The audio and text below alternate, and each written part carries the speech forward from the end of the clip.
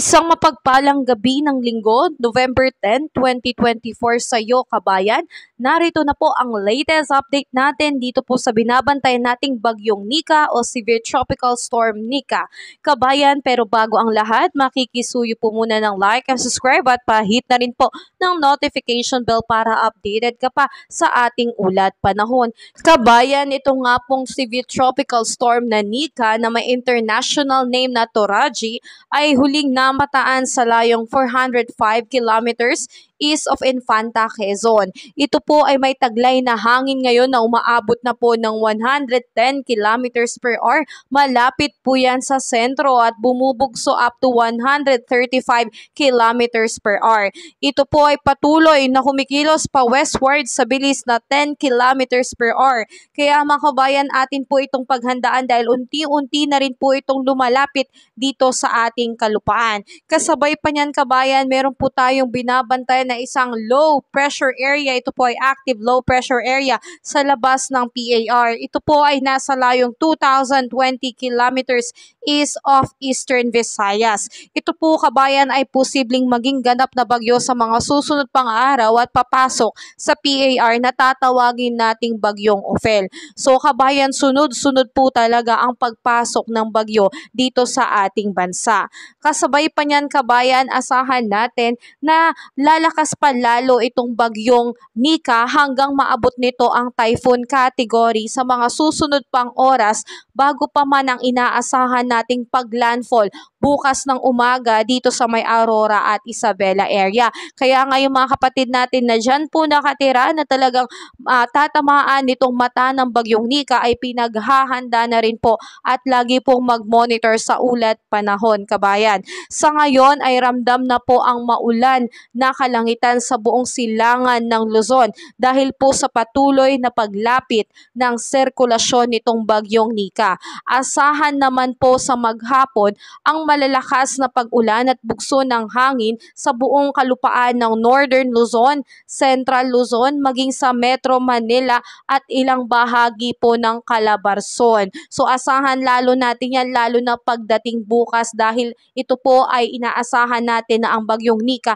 ay tatawid na po sa ating kalupaan, kabayan. Dagdag pa dyan, kabayan, asahan natin na ito pong bagyong Nika ay kikilos po generally pa west-northwestward hanggang sa forecast period nito at inaasahan natin nga na bago matapos ang araw na linggong ito, asahan natin, kabayan, marireach na po nito ang typhoon category. Hanggang, kabayan, sa pag-landfall nito, bago pa man ito mag-landfall, kabayan, yung pinaka-peak intensity nito ay maaabot nitong bagyong Nika. Kaya naman napakalakas po nito at inaasahan natin by tomorrow, November 11, morning po yan o kaya afternoon ay tuluyan na po itong magla-landfall dito po sa may Isabela at Aurora, kabayan. Kaya naman, kabayan, kapag ito po ay nakadaan na po sa landmass ng Northern Luzon, ito po ay dadaan na po, babaybayin na po nito ang West Philippine Sea by tomorrow evening. Gabi po yan, kabayan. At dahil nagkaroon na po ito ng interaksyon sa kalupaan natin,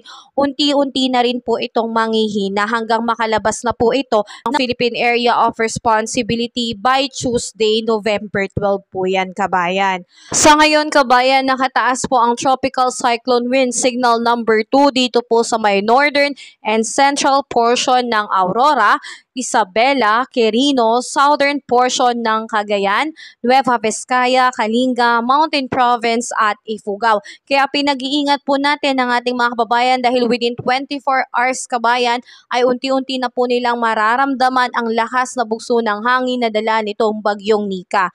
Kasabay pa niyan, kabayan, naka-signal number 1 naman po ito pong ilang bahagi ng Cagayan including Babuyan Island, Apayao, Abra, Ilocos Norte, Ilocos Sur, eastern and central portion ng Pangasinan, La Union, Benguet, ilang bahagi ng Aurora, Tarlac, Nueva Ecija at Pampanga. Dahil po sa patuloy na paglahas nitong bagyong Nika, inaasahan natin na posible pang itaas hanggang signal number 3 ito pong mga area na nasa signal number 2 ngayon at signal number 2 itataas po sa mga area na nasa signal number 1 sa kasalukuyan dahil unti-unti nga po ang paglapit sa kalupaan nitong bagyong Nika. Samantalang inaasahan natin na damang-dama rin po ang lakas ng hangin ngayong araw dito sa may Batanes, Babuyan Island, Northern Cagayan at kasama rin po ang Ilocos Norte. By tomorrow po Monday, asahan pa rin po ang malakas na hangin dito sa may Batanes, Camarines Sur at Catanduanes. And by Tuesday po, malakas pa rin po ang bugso ng hangin sa may Batanes, Cagayan and including Babuyan Island po.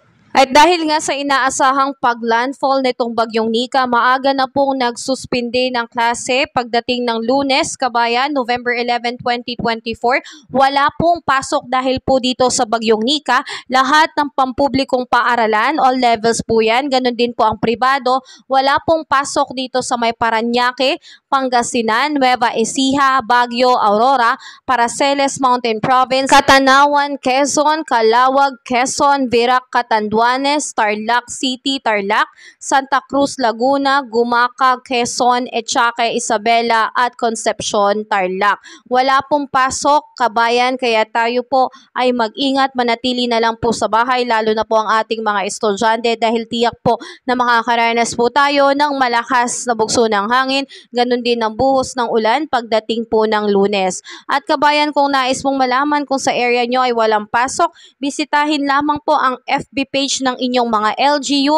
Doon po pinupost nila yung mga espesipikong lugar at paaralan na kanselado sa darating na Lunes, kabayan. Kabayan, patuloy ko pa po kayong i-update dito sa ating ulat panahon dahil sunod-sunod nga po ang pasok ng bagyo sa loob ng Philippine Area of Responsibility. Maganda na po na lagi ka pong nakamonitor. Ito po ay hindi panakot kundi paalala po sa ating lahat upang tayo po ay laging maging alerto at handa sa pagbabago at pagpasok ng mga bagyo sa ating bansa. Kaya makikisuyo po ulit ng like and subscribe at pahit na rin po ng notification bell para updated ka pa sa mga ulat panahon. Ingat tayo, kabayan.